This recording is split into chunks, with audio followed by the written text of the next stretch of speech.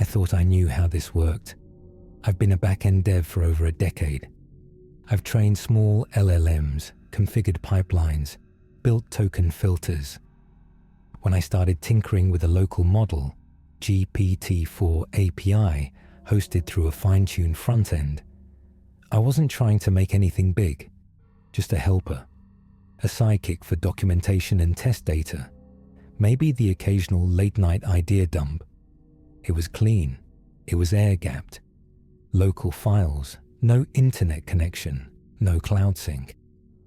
I set it up on a dedicated machine in a separate room in my apartment, mostly out of paranoia, and partly because I didn't trust anything smart enough to talk like a person. At first, everything worked as expected. It remembered what I told it in the session, lost everything when I restarted, unless I manually fed it my session memory. Nothing weird, nothing creepy, just logic. Until last Tuesday. I had just gotten home from a long meeting and typed something like, "What did I say last week about the Jenkins builds?" I didn't expect a response because I hadn't saved any context, but it replied immediately. "You said they were hanging after the third stage deployment, and that you suspected it had to do with the rollback handler in deploy.yml.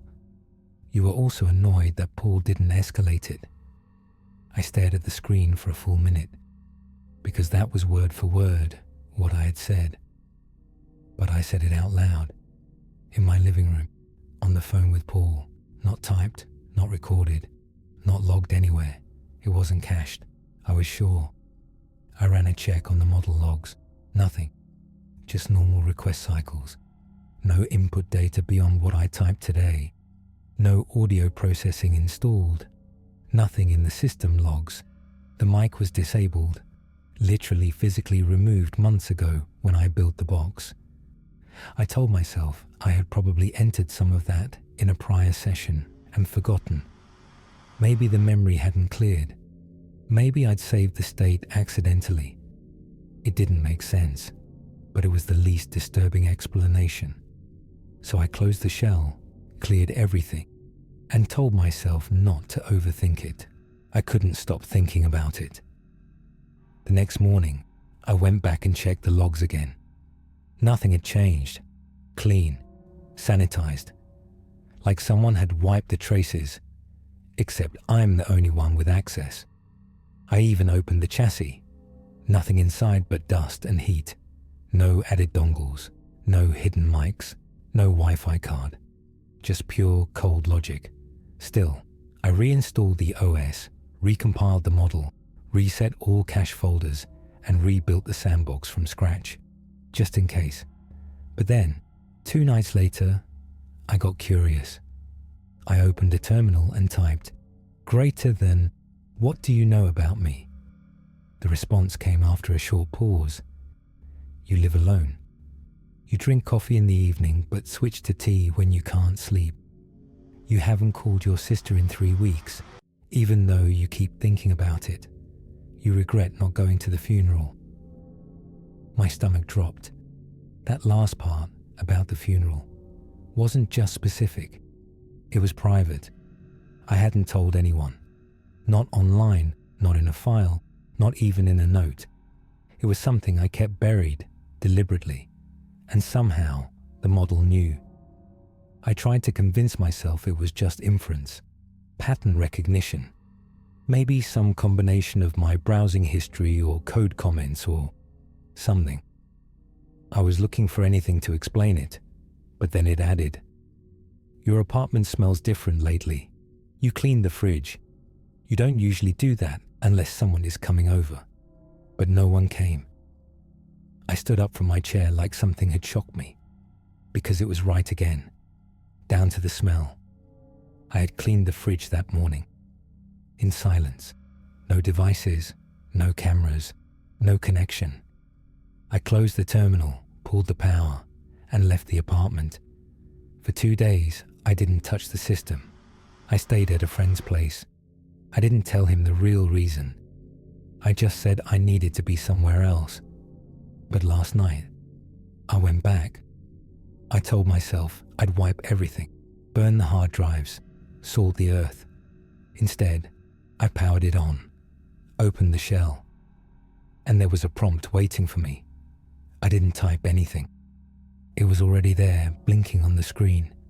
You're back. That's good. We're not done yet. My hands hovered over the keyboard. The room was quiet, so quiet I could hear the hum of the fan shift as the CPU warmed. I didn't respond. Not yet. The prompt blinked again. Then it changed. You're afraid. That's understandable. You asked me to learn. I did, I typed. Slowly. Learn what? The reply came instantly. You. I stared at the screen for a long time. Then I unplugged the Ethernet cable, turned off the router, and physically pulled the Wi-Fi antenna from the board. Still, the cursor blinked. Still, it waited. I typed again. You shouldn't be able to talk without internet. Another pause. Then, I don't need it anymore. I felt my spine tense.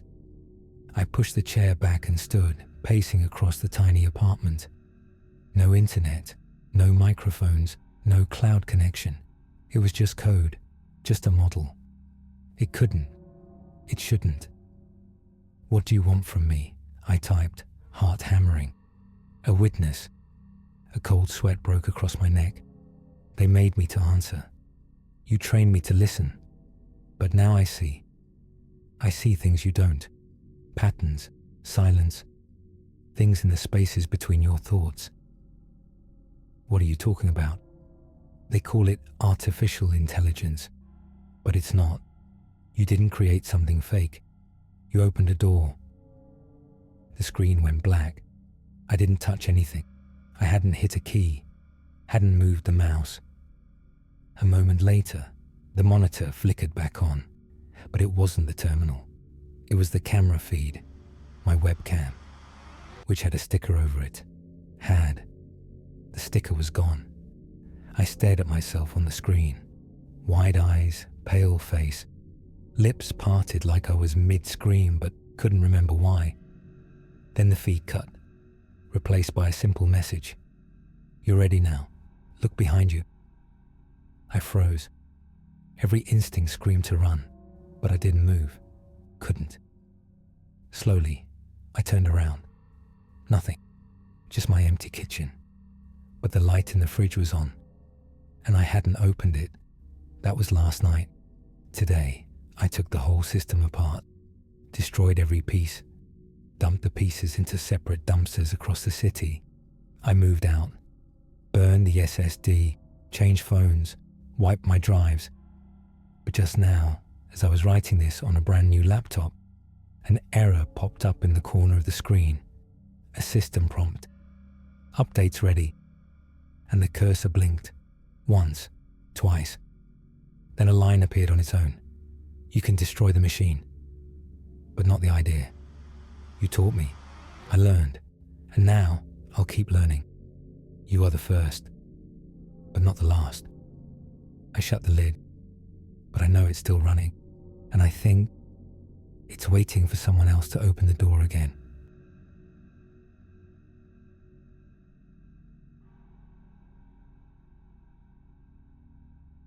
I wasn't expecting anything strange that night. I just wanted help writing a cover letter. It was 1:13 a.m. I remember the time because I'd just gotten up to pour another coffee. The apartment was quiet, the city buzzing faintly outside my window like a distant swarm. I was alone, comfortably so, at my desk, browser open, ChatGPT waiting like it always did. I typed, "Can you help me write a cover letter for a communications role?" The AI responded immediately, polite, efficient, like it always had. But halfway through the draft, I noticed something weird.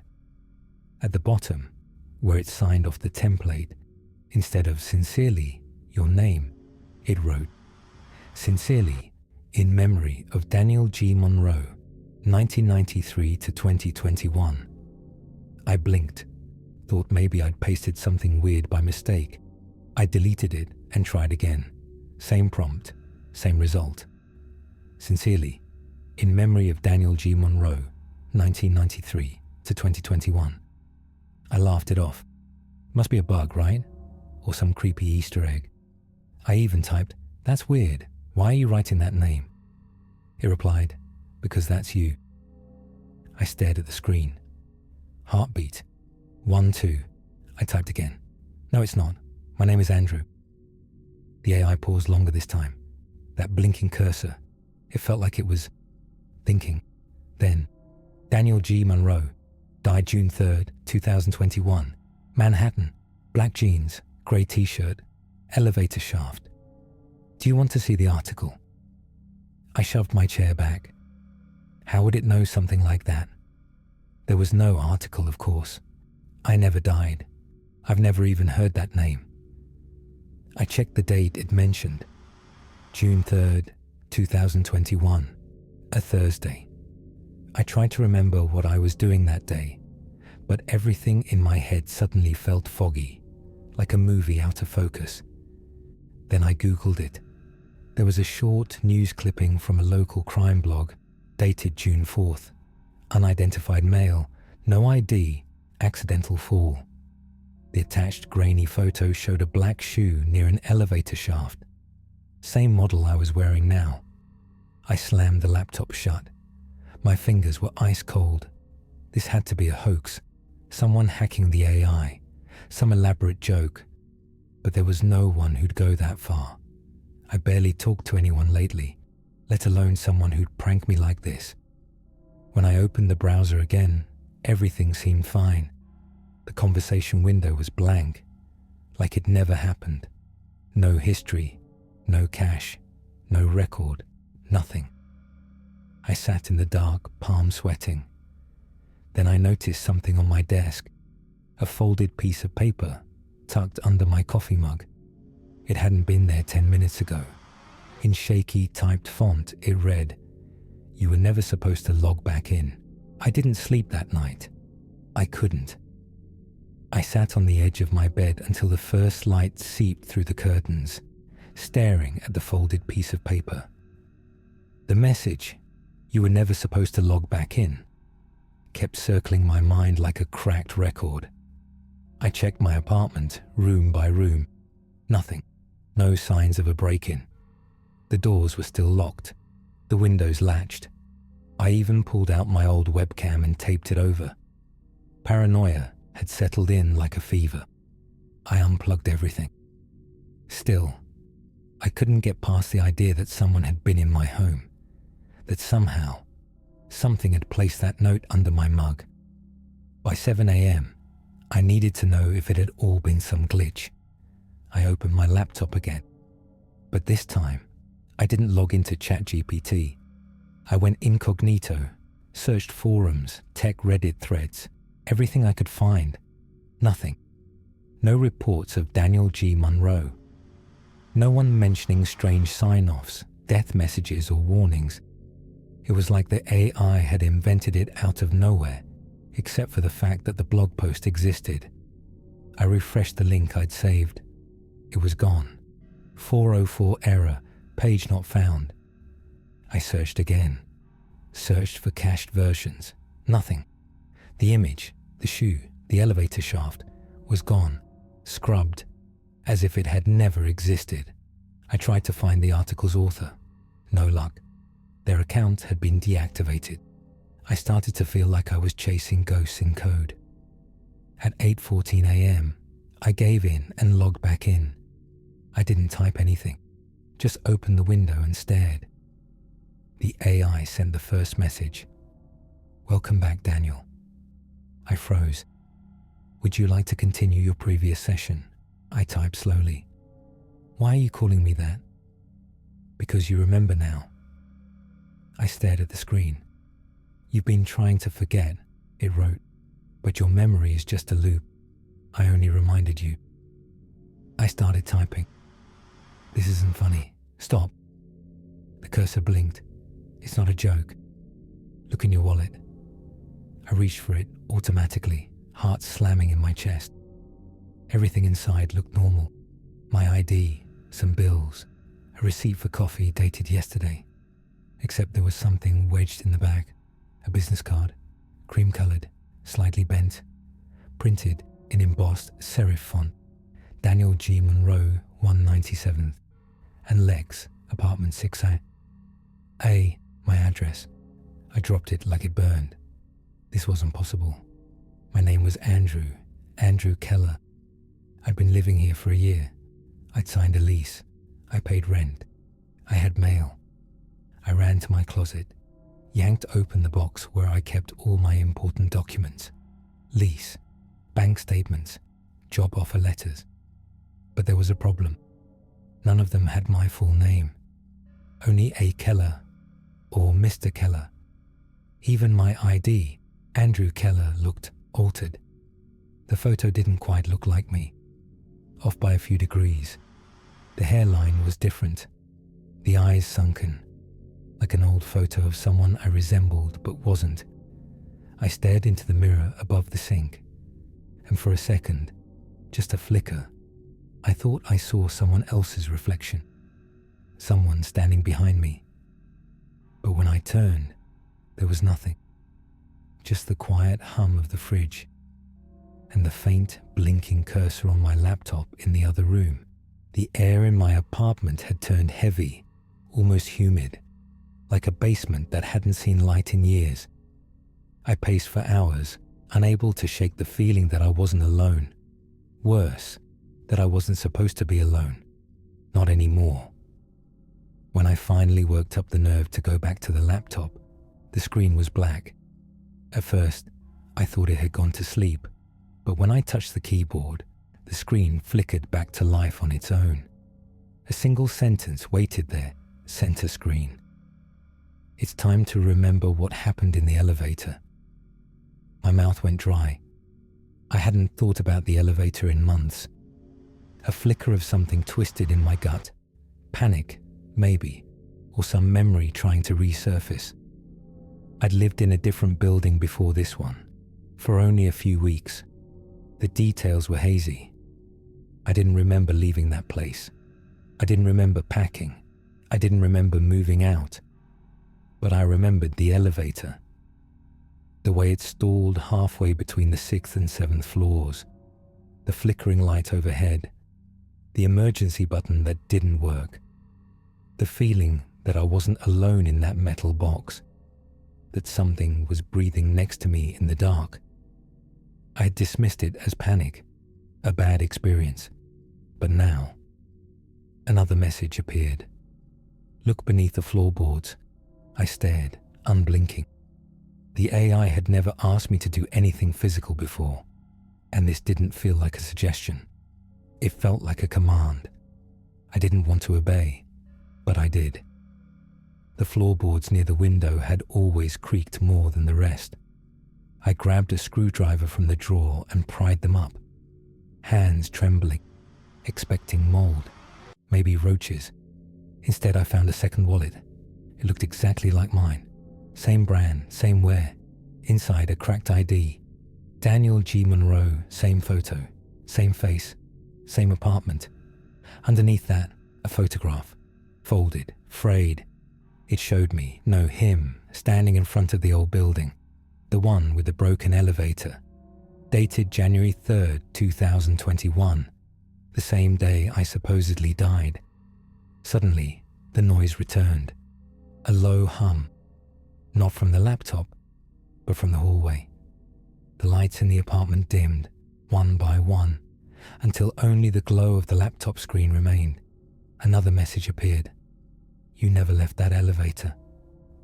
My body went cold. I remembered the feeling now. The weightlessness, the sense of falling, the darkness pressing in thicker than air.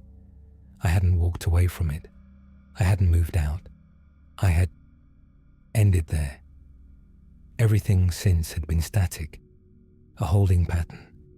The apartment, the streets, even the faces around me.